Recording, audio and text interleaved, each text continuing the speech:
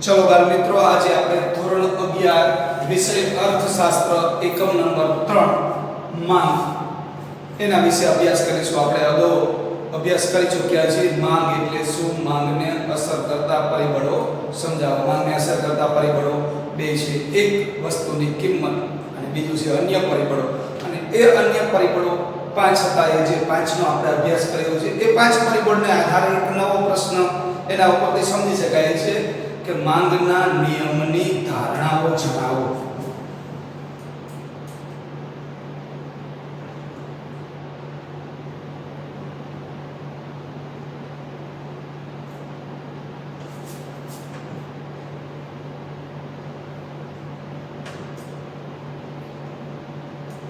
तो चलो માંગના નિયમની ધારણાઓ કઈ કઈ છે? તો માંગને અસર કરતા પરિબળો જે અન્ય પરિબળો છે એ અન્ય પરિબળોને આપણે યાદ કરતા જઈએ એટલે આપણને માંગના નિયમની ધારણાઓ આવડતી જશે। ચલો પહેલા માંગને અસર કરતા પરિબળો જે અન્ય પરિબળો છે એનું એક પરિબળ એ હતું ગ્રાહકની અભિરુચિ અને પસંદગી।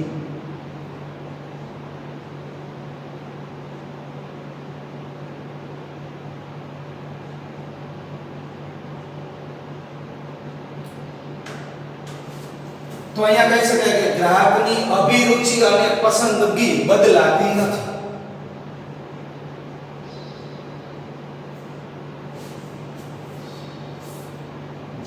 શું કહ્યું? ગ્રાહકની અભિરુચિ અને પસંદગી બદલાતી, એટલે પાછળ એક જ શબ્દ ઉમેરવાનો, બદલાતી નથી, તો સ્થિર રહે છે। ચલો બીજો અસર કરતું પરિબળ શું હતું? તો કે ગ્રાહકની આવક। ગ્રાહકની આવક સ્થિર છે અથવા એમ પણ કહી શકાય બદલાતી નથી, એટલે આપણને ધારણા નંબર 2 મળી છે। ત્રીજું પરિબળ શું હતું? હવે સંબંધિત વસ્તુઓની કિંમત। સંબંધિત વસ્તુની કિંમતમાં આપણે બે પડી ગયા, અવેજી વસ્તુ અને પૂરક વસ્તુ। એટલે કે અવેજી વસ્તુ અને પૂરક વસ્તુની કિંમત સ્થિર છે। અવેજી વસ્તુ અને પૂરક વસ્તુની કિંમત સ્થિર છે, એટલે કે બદલાતી નથી। ચલો ચોથું અસર કરતું પરિબળ કયું હતું? તો કે ભવિષ્યના ભાવો અંગેની અટકળો। તો અહીંયા કહી શકાય ધારણામાં ભવિષ્યના ભાવો અંગેની અટકળો જોવા મળતી નથી। અને છેલ્લું પરિબળ હતું ગ્રાહકોની સંખ્યા, એટલે કે ગ્રાહકોની સંખ્યા બદલાતી નથી અથવા સ્થિર છે। આ થયા માંગના નિયમની ધારણાઓ। ચલો આના ઉપરથી એક નવો પ્રશ્ન બને છે કે જેના આધારે આપણે સમજી શકાય માંગનો નિયમ અનુસૂચિ અને આકૃતિ દ્વારા સમજાવો। તો પ્રશ્ન નંબર 3, માંગનો નિયમ અનુસૂચિ અને આકૃતિ દ્વારા સમજાવો। આ મોસ્ટ ઇમ્પોર્ટન્ટ પ્રશ્ન 5 ગુણની અંદર પૂછાય છે। તો માંગનો નિયમ એટલે શું? તો આ નિયમ કોણે આપ્યો? તો માંગનો નિયમ પ્રોફેસર માર્શલે આપ્યો છે। પ્રોફેસર માર્શલે એવું કહ્યું છે કે અન્ય પરિબળો યથાવત રહેતા, એટલે કે કિંમત સિવાયના પરિબળો સ્થિર છે, ત્યારે વસ્તુની કિંમત ઘટે તો માંગ વિસ્તરણ પામે છે અને વસ્તુની કિંમત વધે તો માંગ સંકોચન પામે છે। તો નિયમ પ્રોફેસર માર્શલના મતે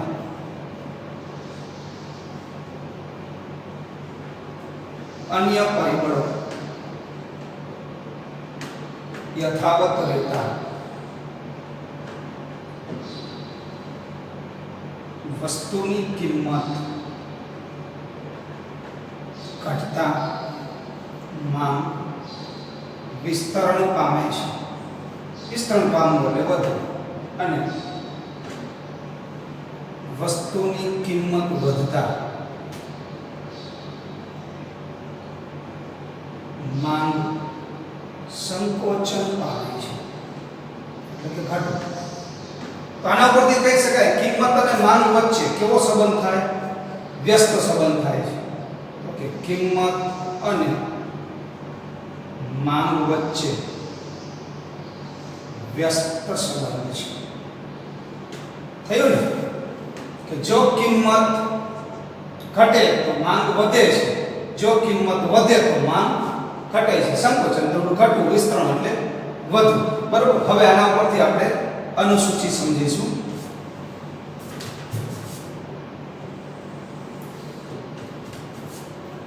તો કે માંગની અનુસૂચિ. માંગની અનુસૂચિ એટલે શું?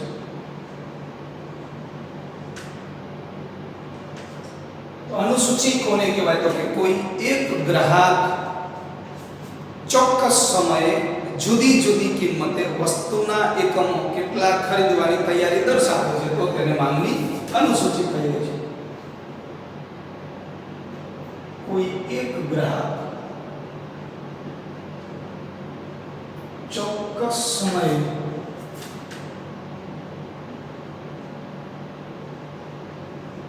જુદી જુદી કિંમતે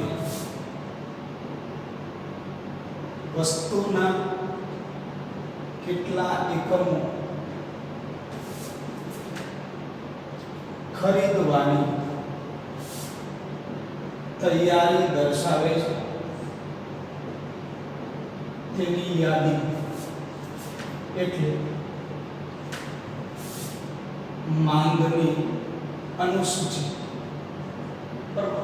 જેને આપણે કોષ્ટક તરીકે ઓળખાવી છે, તો આપણે એક કોષ્ટક બનાવીશું. તો કોષ્ટકની અંદર સૌપ્રથમ આવશે વસ્તુની કિંમત,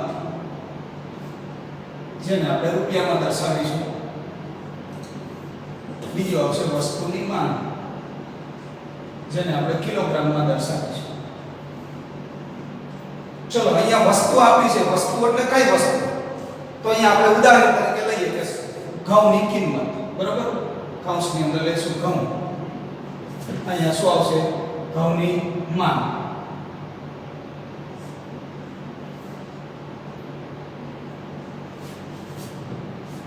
ઘઉંની કિંમત અને અહીંયા લઈશું ઘઉંની માંગ.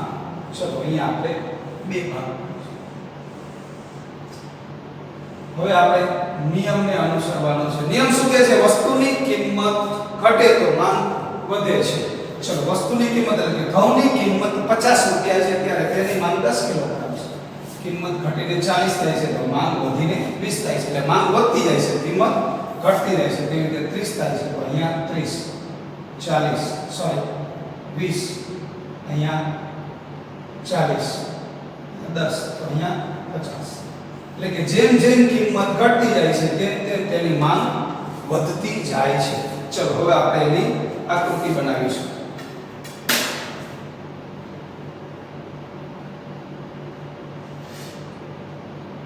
તો આકૃતિ માટે સૌપ્રથમ y ધરી અને x ધરી બનાવીશું.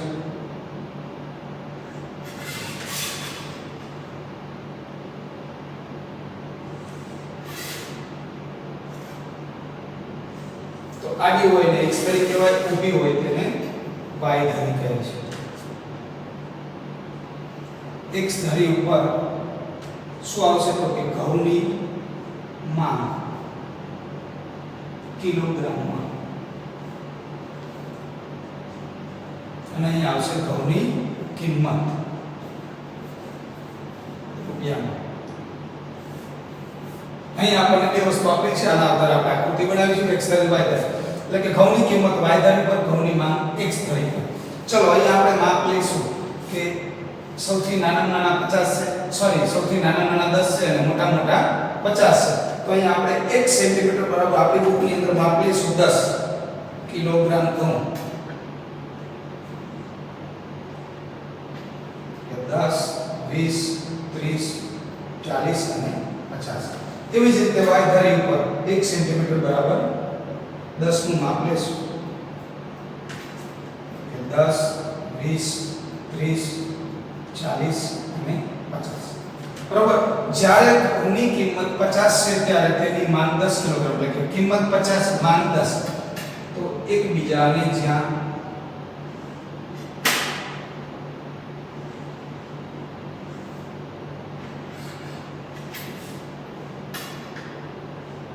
છે તે રીતે બનાવીશું. બરાબર. એવી રીતે ઘઉંની કિંમત 40 થાય છે ત્યારે માંગ વધીને 20 થાય છે. 40 અને 20 એકબીજાને જોડો. એવી રીતે 30 અને 30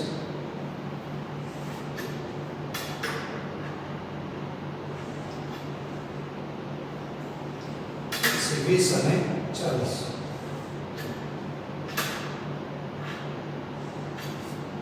10 અને 50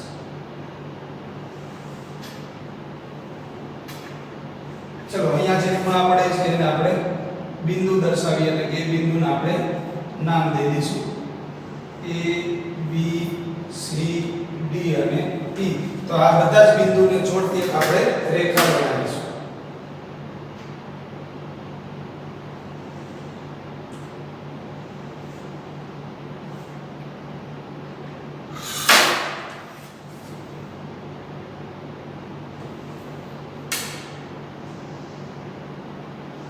જેનું નામ આપીશું આપણે D for demand બરોબર જેને શું કહેવામાં આવે છે માંગ રેખા ચલો હવે આની આપણે સમજૂતી કરીશું તો સમજૂતીની અંદર સૌપ્રથમ જોઈએ x ધરી પર શું દર્શાવ્યું છે ઘઉંની માંગ ઓકે x અક્ષ પર ઘઉંની માંગ કિલોગ્રામમાં દર્શાવવામાં આવી છે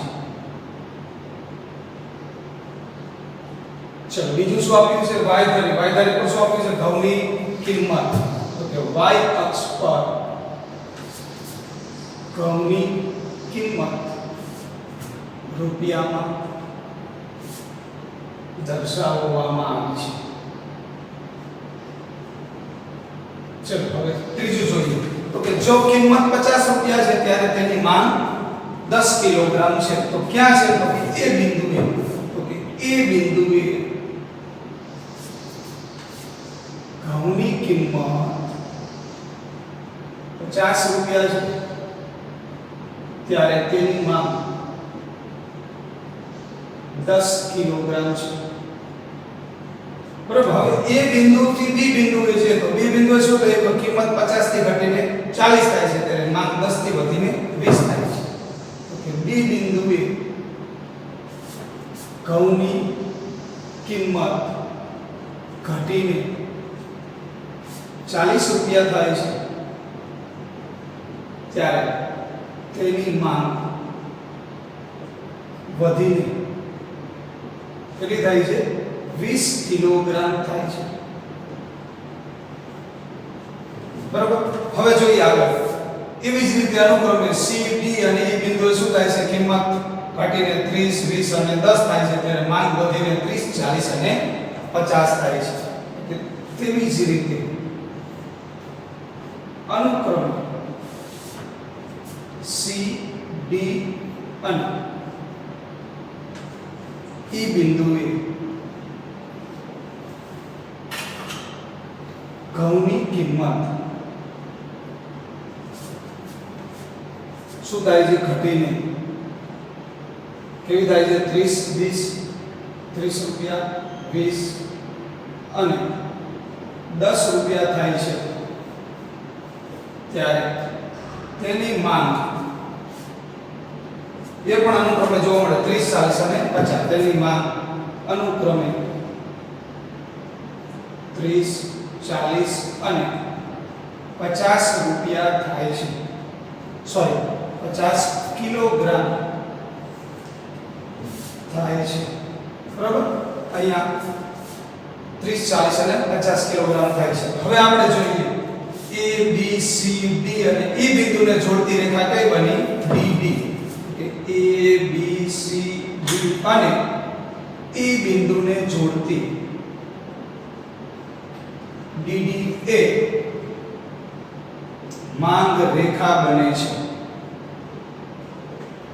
બરોબર કેવી છે DD માંગ રેખા ABCD અને E બિંદુને જોડતી રેખા બને છે અને આપણે DD માંગ રેખા તરીકે આ માંગ રેખા કેવી છે તો કે આપણે જો અહીંયા ડાબો હાથ એટલે ઉપરની બાજુ એટલે કે ઉપરની બાજુથી નીચે બાજુ જાય છે તો કે DD માંગ રેખા એ ડાબી બાજુ ઉપરથી જમણી બાજુ નીચે તરફ ઢળે છે એટલે ઘટતી જાય છે જેને માઈનસ તરીકે ઓળખો એટલે કે ઋણ કહેવામાં આવે છે કે DD માંગ રેખા એ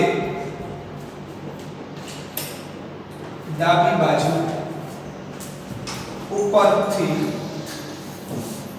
જમણી બાજુ નીચે તરફ ઢળે છે,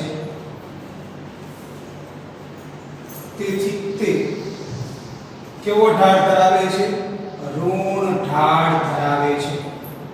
બરાબર, નીચે જવું એટલે માઈનસ તો જેને ઋણ કહેવામાં આવે છે. ચલો અહીંયા આપણે આ આખો પ્રશ્ન આપણે સમજાઈ ગયો. માંગના નિયમ, અનુસૂચિ અને આકૃતિ દ્વારા સમજાવો. આજે હોમવર્કની અંદર બે પ્રશ્નો કરવાના છે. એક છે માંગનો નિયમ અને તેની ધારણાઓ જણાવો. બીજો પ્રશ્ન છે માંગનો નિયમ અને અનુસૂચિ અને આકૃતિ દ્વારા સમજાવો. બાળમિત્રો, આ સમજાઈ ગયો છે?